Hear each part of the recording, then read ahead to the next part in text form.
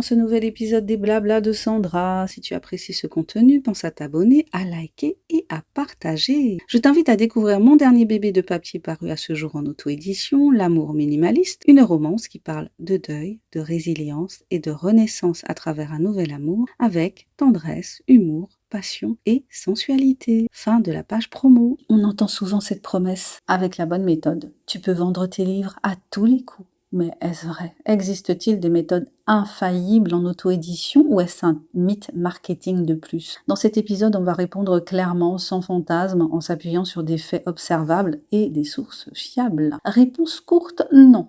Il n'existe aucune méthode infaillible. C'est un point essentiel à poser dès le départ. Il n'existe aucune méthode garantissant des ventes systématiques en auto-édition. Pourquoi? Parce que le livre est un bien culturel, pas un produit standardisé. Le comportement des lecteurs est imprévisible. Les plateformes fonctionnent avec des algorithmes opaques, non maîtrisables totalement. Même Amazon le rappelle explicitement. Publier un livre ne garantit aucune vente. Pourquoi le mythe des méthodes infaillibles persiste-t-il? Ce mythe existe pour 3 raisons principales. C'est le biais du survivant. On met en avant les auteurs qui ont réussi, jamais les milliers qui ont appliqué la même méthode sans résultat. Deuxièmement, la confusion entre corrélation et causalité. Un auteur fait de la publicité sur Amazon, envoie une newsletter, a une couverture professionnelle, il vend. On conclut que la méthode est responsable alors que d'autres facteurs entrent en jeu. Timing, genre, marché, chance, relations. Troisièmement, l'intérêt économique. Beaucoup de méthodes infaillibles servent surtout à vendre des formations, des coachings, des tunnels marketing. Ce que disent réellement les données sur les ventes. Les études disponibles convergent sur un point. La majorité des livres auto-édités vendent peu. Quelques chiffres documentés.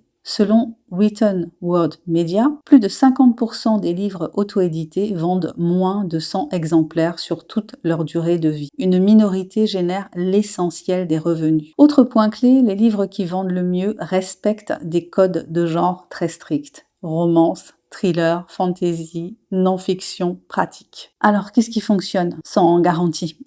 Il n'y a pas de méthode infaillible, mais il existe des facteurs statistiquement favorables. Écrire dans un genre avec une demande claire, une couverture professionnelle alignée sur le genre, un résumé orienté lecteur, pas auteur, une stratégie sur un long terme, une visibilité répétée avec une newsletter, être présent sur les réseaux, tester la pub. Ce qui est important à noter, c'est que chacun de ces leviers augmente une probabilité mais n'assure jamais un résultat. C'est exactement ce que rappelle le marketing moderne. Conclusion, alors, peut-on vendre ses livres à tous les coups en auto-édition? Non. Mais peut-on réduire fortement le risque d'échec, comprendre le marché et progresser livre après livre? Oui, certainement. L'auto-édition n'est pas une loterie pure, mais ce n'est pas non plus une équation mathématique. Et souvent, les auteurs qui durent ne sont pas ceux qui ont trouvé la méthode, mais ceux qui ont accepté que le succès est probabiliste, progressif et imparfait. Merci d'avoir écouté cet épisode des Blabla de Sandra. Si tu as aimé cette réflexion, n'hésite pas à partager ce podcast et à me dire quel est ton point de vue sur la question. Je te dis à très bientôt pour un nouvel épisode des Blabla de Sandra.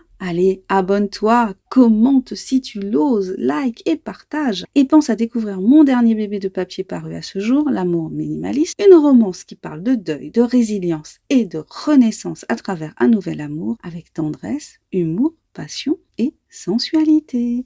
Bye bye!